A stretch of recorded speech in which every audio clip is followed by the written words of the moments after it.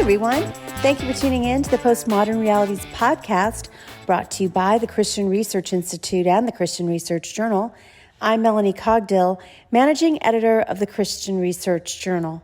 It's June 2022, and this is episode 290, which is a conversation about literature and a Darwinian worldview. On this episode, I'm joined by Dr. Louis Markos, who holds the Robert H. Ray Chair in Humanities at Houston Baptist University. He is the author of more than 22 books, including his recently released book, From Plato to Christ. Lou has written a feature article for our print edition, volume 45, number 1 of the Christian Research Journal, and his article is called Just So Science. And you can read his article if you're a subscriber or when you subscribe to our journal, and you can do so at our website, equip.org.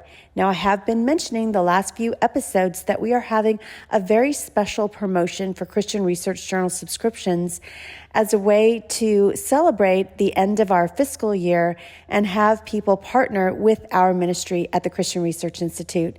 So, for the month of June, we are continuing that special promotion. One subscription for your gift of $30 or more, and a subscription's retail value is $33.50.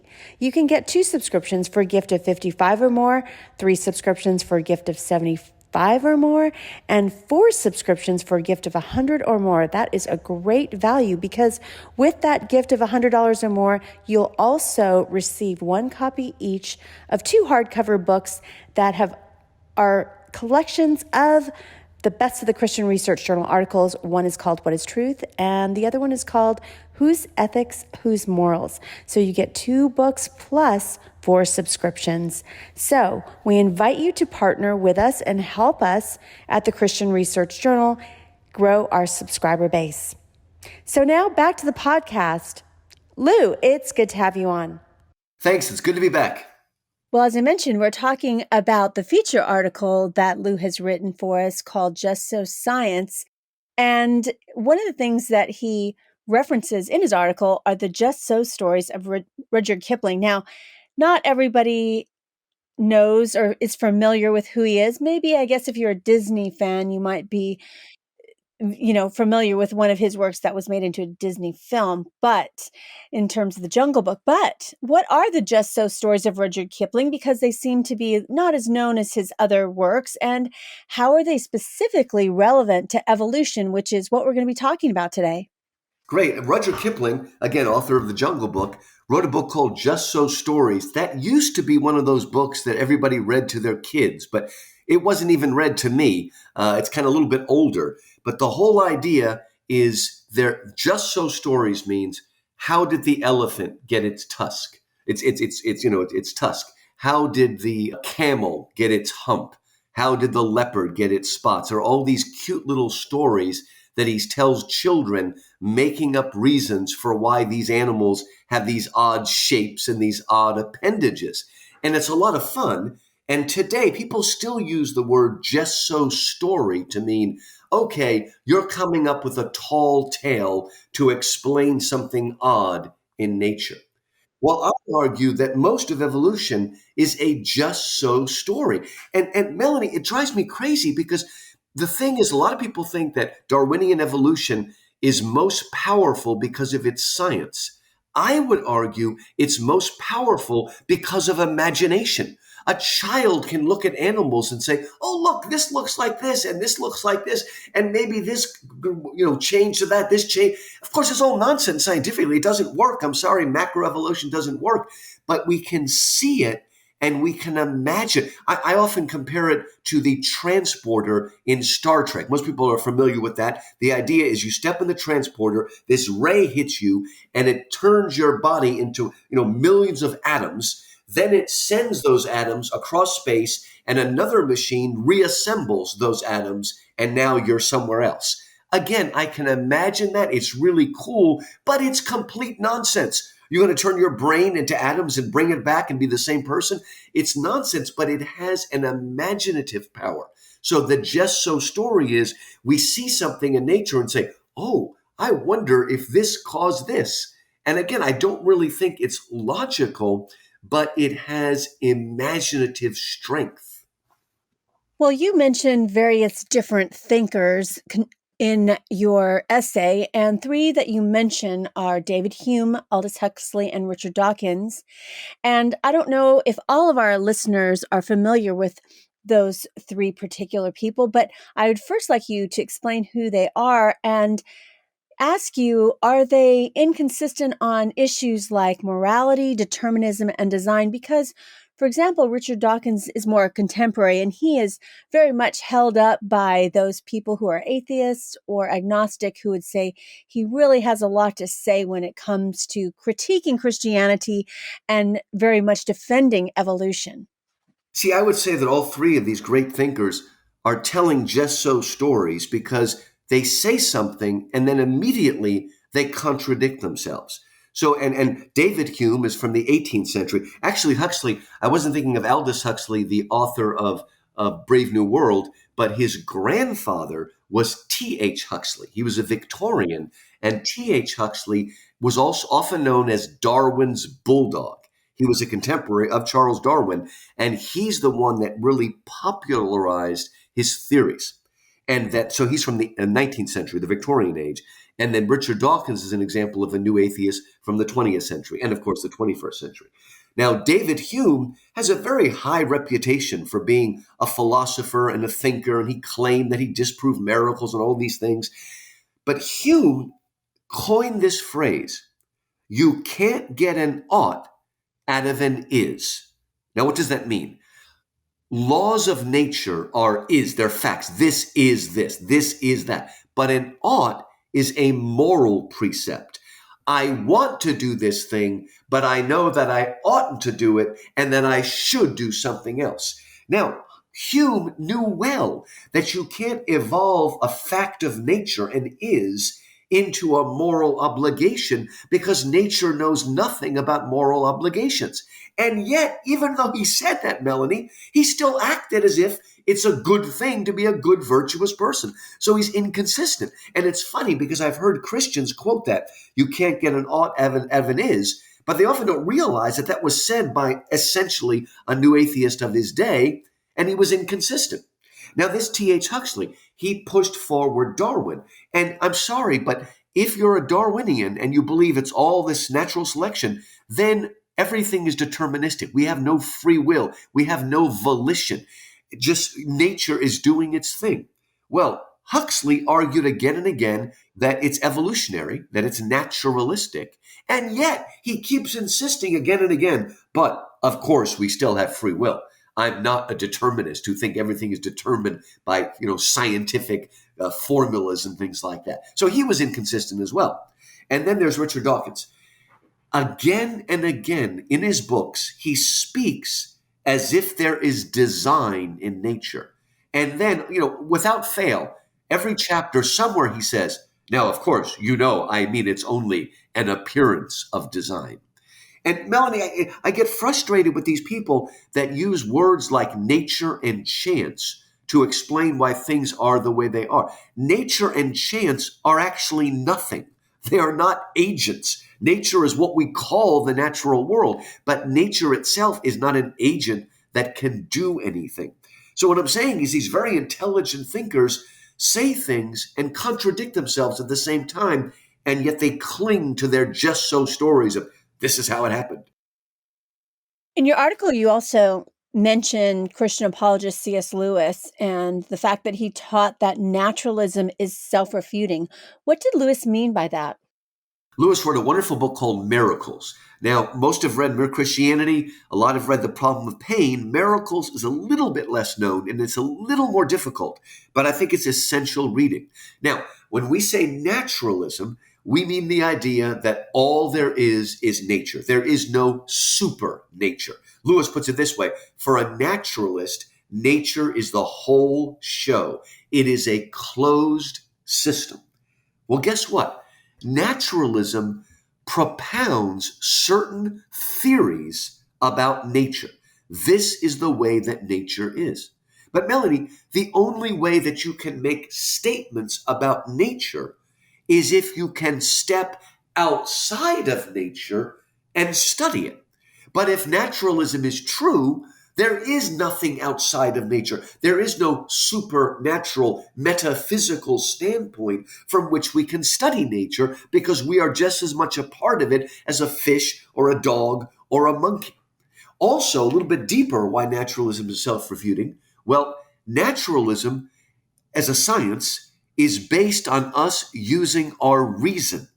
But if naturalism is true, then there is no reason why we should be able to trust our reason because it's just something that evolved randomly.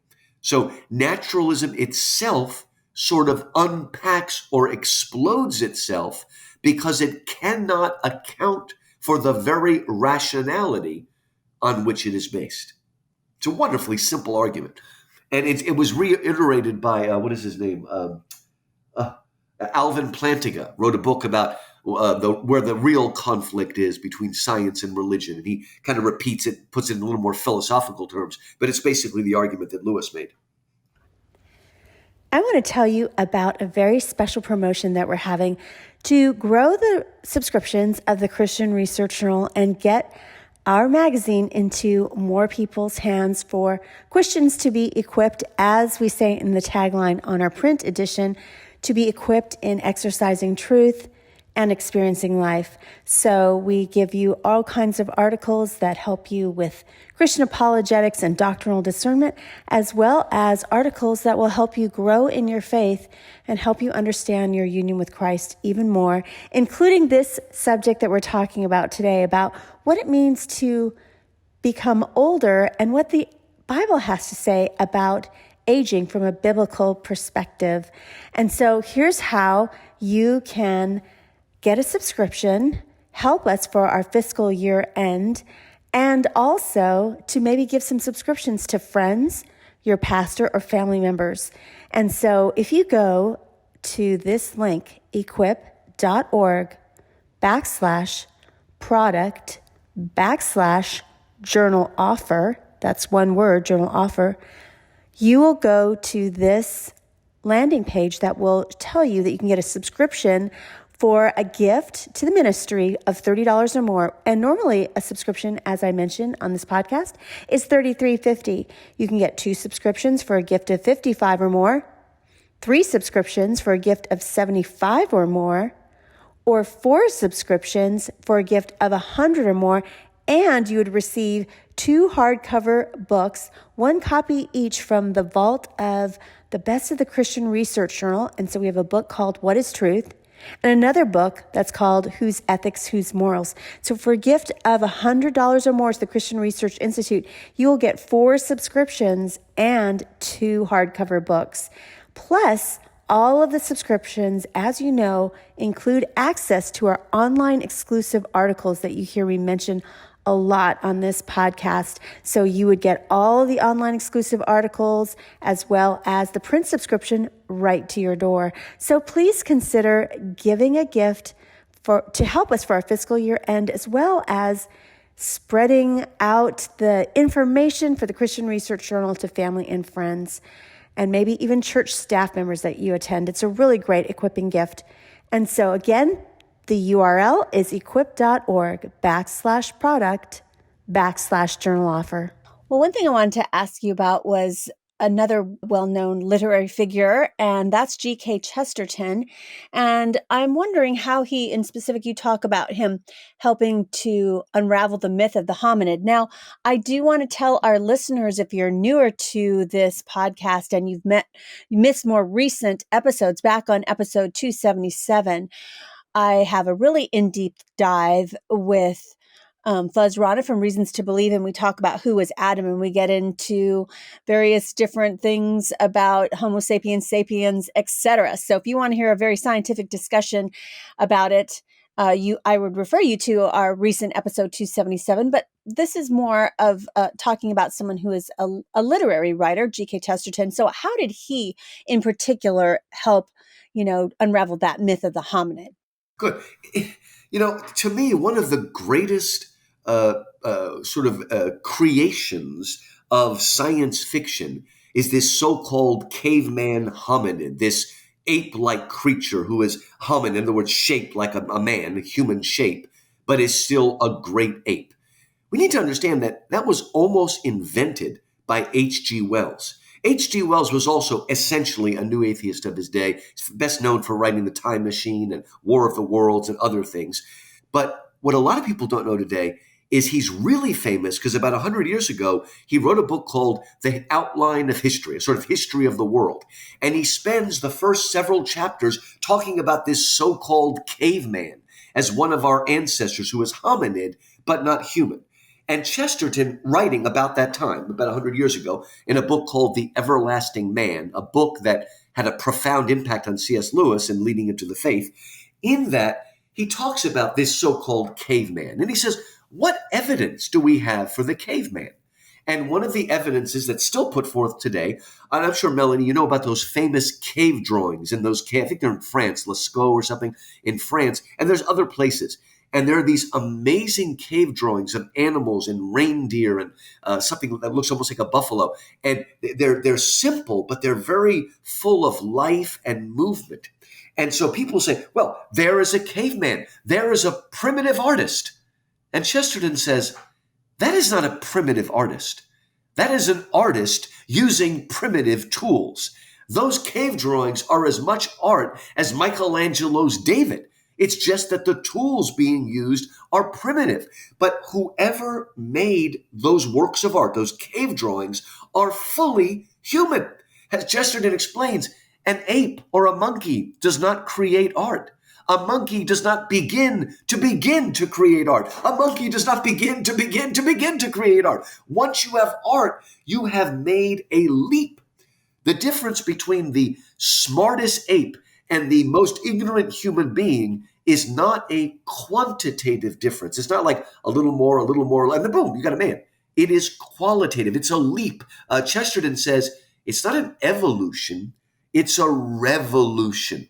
One thing I love about Chesterton is about 100 years ago, he said, people keep telling me, of course, man evolved from ape. What about the missing link? And Chesterton reminded them, it's called the missing link because it's missing.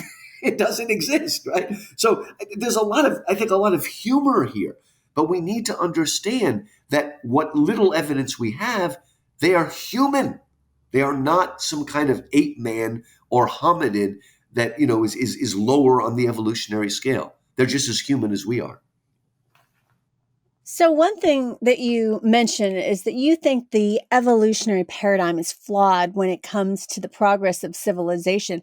How so? Because those who, like Dawkins, who hold to evolution, and he's also an atheist, would refute you on that, would say, that's just been part of how everything is possessed. It's just gone a lot faster more recently than the actual, billions and billions of years to even have the first human being. It is a good point. And see, we need to understand that evolution in our modern age, since the 19th century, evolution is not just a theory of origins of animals and humans and whatnot. Evolution has become a complete worldview. So people today believe that everything evolves. People have just taken for granted that we all began as animists running around, right? And then we evolved to pantheism and then polytheism and then monotheism and then science. A lot of the more recent studies are showing that, no, it looks like there is some original primitive monotheism and we fell away. And by the way, that's what the Bible says. We all began as monotheists and we fell away into polytheism and pantheism. And there's a great, great book called Eternity in Their Hearts by the late Don Richardson, who went around and found very primitive groups that everybody thought were animists, but they still had a full memory of monotheism, but they'd fallen away from it and were frightened by the spirits and things like that. So we need to get away from this idea that evolution explains everything. Again, we have this idea that we've gone from sort of barbarism to humanism. But really, The oldest civilizations we know of, Egypt and Babylon, are highly civilized. Sometimes they're also highly corrupt, but they're highly civilized. The best way I can put this that just refutes all of this. All right, let's say the moment my son was born, I took him to a Stone Age tribe somewhere in the middle of Africa. And in that tribe, there was a leader who also had a son. And we switched our baby sons at 1 week old. And then I raised that tribal boy like my own, and the chief raised my boy as his own. Guess what? That boy would grow up as a fully modern person, knowing everything a modern person does, and my son would grow up as a primitive person, knowing very, very little. So again, we take this for granted. It's a just so story. We just have taken for granted that that's the nature of things.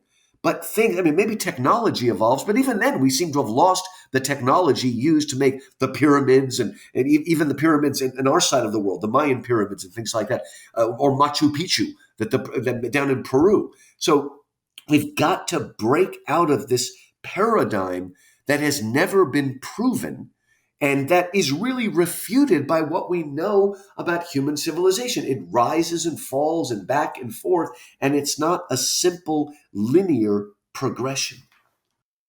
So one thing is that there are various different new atheist thinkers. We mentioned one in this podcast already, which is Richard Dawkins. Of course, there's Sam Harris and the late Christopher Hitchens.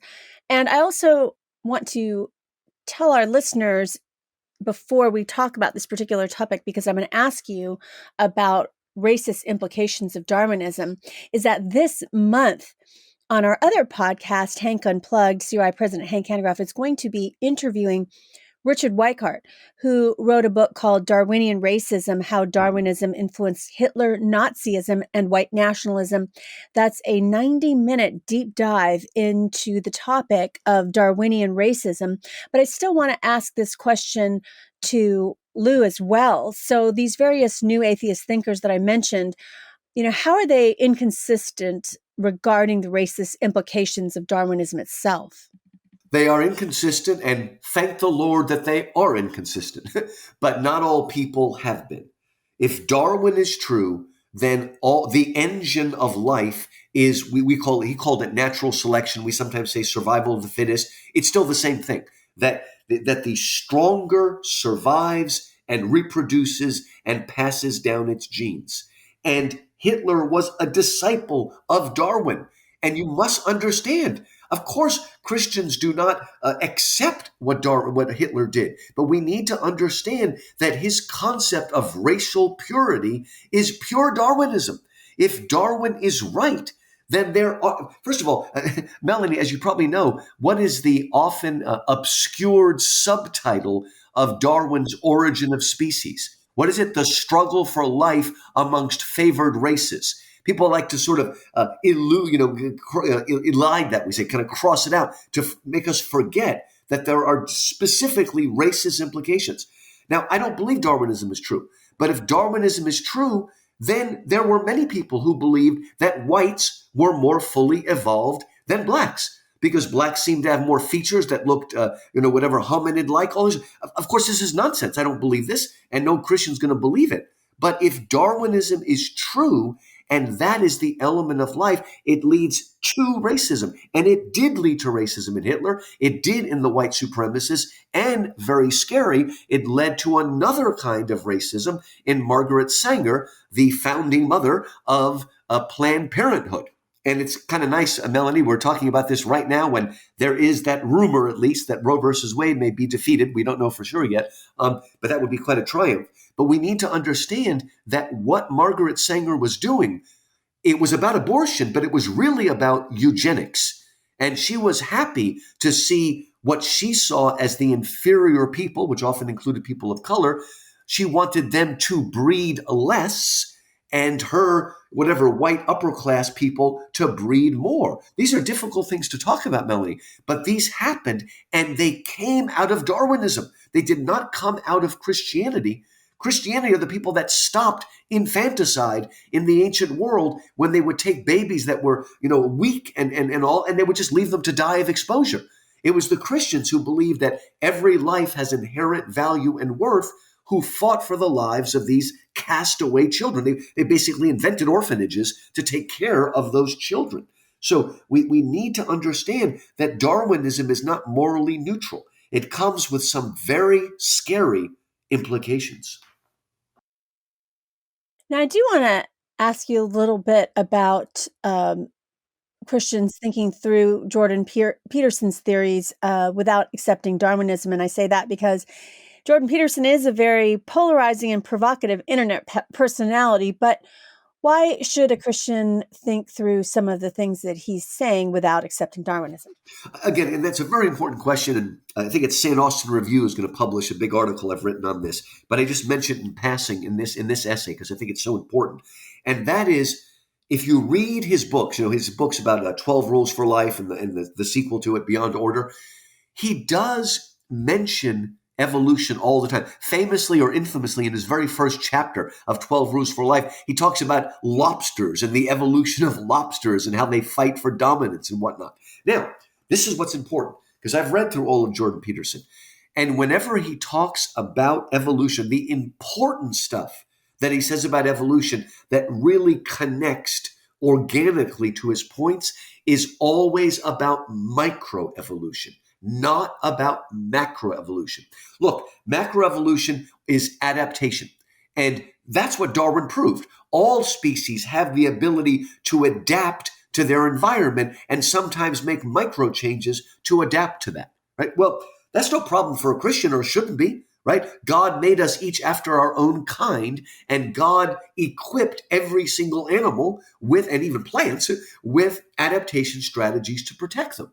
Now, it just so happens that often we will find a similar adaptation strategy in ants or birds that we find in human beings. Sometimes it's really crazy because that adaptation strategy seems to disappear and all of a sudden come back with us. Well, guess what? God is a smart designer. He doesn't keep reinventing the wheel. He will often reuse adaptation strategies in very different species. So basically what I'm saying is, I don't think Christians need to be scared away from Jordan Peterson because he speaks of Darwin, because again, most of what I would say all of what he's doing only necessitates microevolution or adaptation strategies to help us understand how we live and thrive. So I don't think that is a defeater for a Christian to read and learn from Jordan Peterson.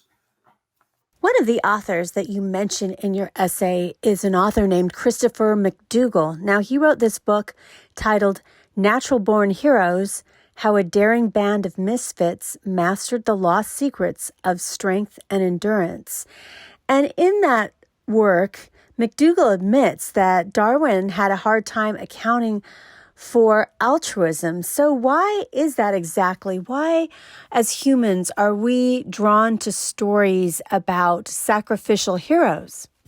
This was a great fun book by Christopher McDougall, and it actually takes place in Crete, because in World War II, the Cretan people mounted this unbelievable defense against the Nazis and held them back. I mean, it's an amazing story how they did this. And McDougall is one of these modern authors that's really fun to read because he mixes together history with science, with health. Like he talks about improving your diet and all that sort of stuff, but it's not that silly losing weight things you see on TV. It's really a well thought out and researched book.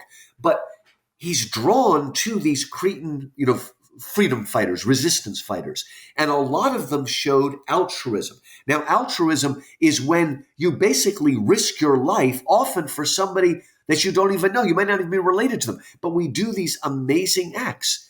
And Darwin himself admitted, I can't understand altruism. Now, why is that?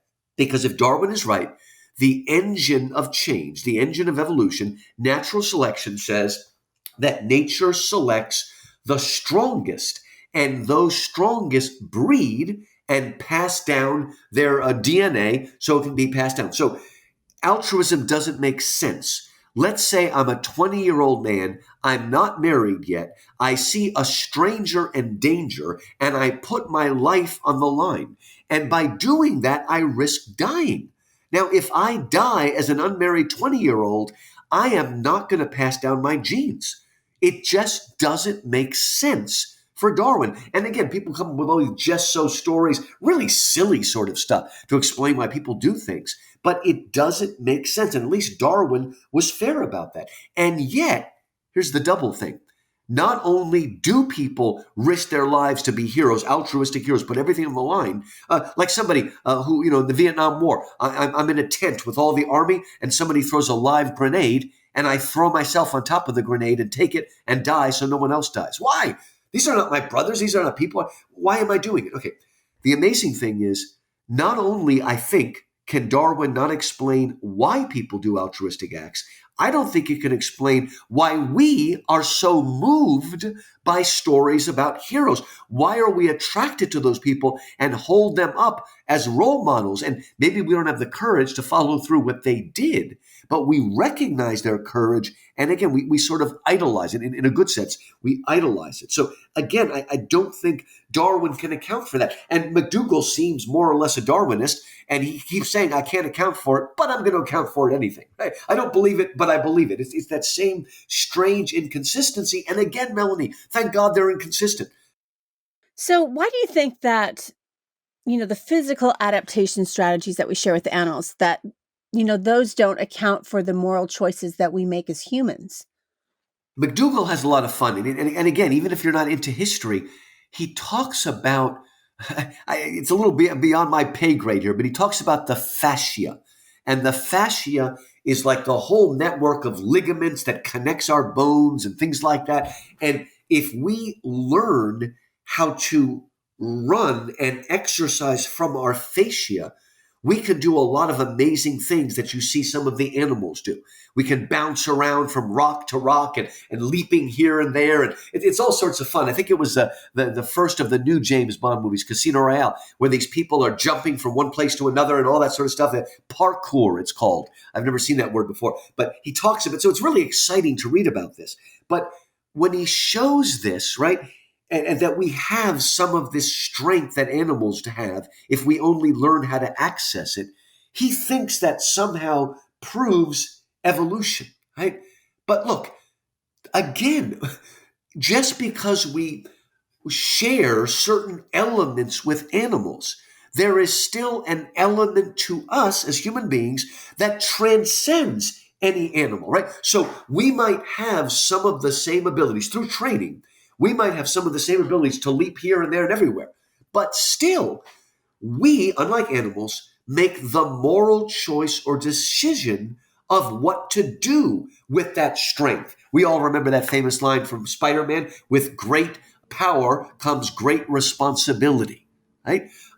And that's not true for animals, but human beings. So yes, we are part of the animal kingdom. We were created out of the dust. Okay, we share those elements, but there is something in one of the first things I taught my kids when they were reaching puberty is, look, the difference between us and animals is when animals go into heat, they must procreate. Okay, well, humans go into heat, especially teenagers, but we don't have to give in to that base passion. We can choose when and when not to use our sexuality, just as we can choose when and when not to use the power inherent in our physical structures. Again, these are qualitative differences, not just quantitative ones. So, what's the difference actually between the chemical composition of DNA and the information that's in it? I mean, is any of that related to, issues of altruism? Because evolution, people who hold to evolution would say that, yes, we don't need religion to make good moral choices or to be altruistic. We can, as atheists, do better, be better humans, know how to treat people and be altruistic. In the essay, Melanie, I try to use an analogy to help us understand against the difference between quantitative and qualitative, between an evolution and a revolution. What is the difference? Okay, the DNA, there's kind of two parts to the DNA. There is the chemical composition of the DNA, what the DNA is made up chemically. Now, First of all, I don't believe that could evolve, but let's just say it could. Okay, so I still don't think it could. It's too complex. But let's say somebody found a physical, natural process by which the DNA strand itself could evolve. Well, guess what? Even if they could come up with that mechanism, they still can't explain the fact that that chemical DNA is front-loaded with more information than a supercomputer. Right? There's a difference between the DNA strand itself and the information that is loaded upon it. The DNA strand is natural. The information is ultimately supernatural. Nature doesn't create information. Evolution cannot create new information. Heck, even when we use breeding to change cats and dogs and things, we can only ultimately make that dog weaker. We can't create more DNA. You can't evolve a Chihuahua into a Great Dane. You might be able to go the other way around with human breeding. But again, we've got to understand the difference between mind and matter and mind, brain and consciousness. And so, again, even though we share some chemical composition with the animal kingdom, there is an information in us, a consciousness, a conscience, a moral accountability that transcends nature and that nature knows nothing about. I would like you to tell us a little bit about one of his examples about heroism, because you note that in your article that he questions the survival of the Cretan resistance, and I would like you to share that with our listeners. And how does this response in particular argue against Darwinism? So, what does real heroism look like? Let's talk about this, and let's end, because I put down a quote for myself from McDougall's book, where he spent the whole book trying to understand heroism and resistance fighting and altruism, right? And as in any well-written book, it's sort of coming to a climax where he, the author, has his aha moment. Now I think I can understand heroism and altruism. And he talks to a Cretan resistance fighter. This is a long time later. Remember, the Cretan resistance is in the 40s. So he's talking to a man that's, I think, 90 years old, one of the last people left, McDougall. And he asks him, how did you do this? How could you act so altruistically? And these are the words he quotes from this man. The man said, when you live in a place like this, small by itself, you're brought up to give help, not wait for it. When your neighbor needs something, he needs you, the person he knows, not the army, not the police, you. And if you're not there, someday you'll have to look him in the face and explain. All right. I love how he builds up. That's kind of like the climax of the book. And I guess he forgets that he believes that all of this evolved. Because when I read this, this is uniquely human. This is passing down a legacy of what it means to be human. This is something that once again transcends the natural realm, that is uniquely and specifically human, that calls for people that are moral, ethical creatures, volitional creatures, people who know everything about ought, whereas nature knows only is. So I'm glad he leads up to that, but I don't think he understands that this ultimately works against his thesis and points towards, and again, it points towards theism, but I would say that it does point towards Christianity, because it doesn't just point to a God who is impersonal. It points to a personal, loving God in whose image we are made. So maybe it could point to Judaism as well. But ultimately, this is the kind of revelation we get in the Bible of a loving God who has put those things in us as well. Well, this has been a fascinating discussion. And on another note, finally, I have some fun rapid fire questions for Lou, and we ask these so our listeners and readers can get to know some of our authors better. So, Lou, what is your favorite meal? My favorite meal? Oh my. I was just eating fajitas the other day. I love those. That's we call it Mexican, but it's really Tex-Mex. But it's good stuff, especially with a lot of guacamole on it. Well, it is almost June and it's time for graduation. So, What graduation advice would you give to your 18-year-old self who's a senior in high school and about to graduate? Wow. All right, I'm going to be a little deep here, but this really is important. One of the great lies that we're taught in higher education, both undergrad and graduate school, is the sign that you're becoming smarter and wiser and more intelligent is that you become more cynical and more skeptical and are able to see through everything.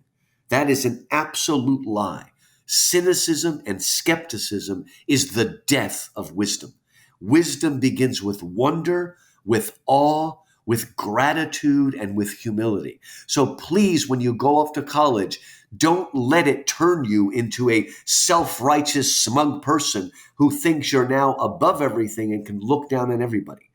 Be in a position of a true student who wants to have their eyes open to greater knowledge and greater wisdom and also greater virtue.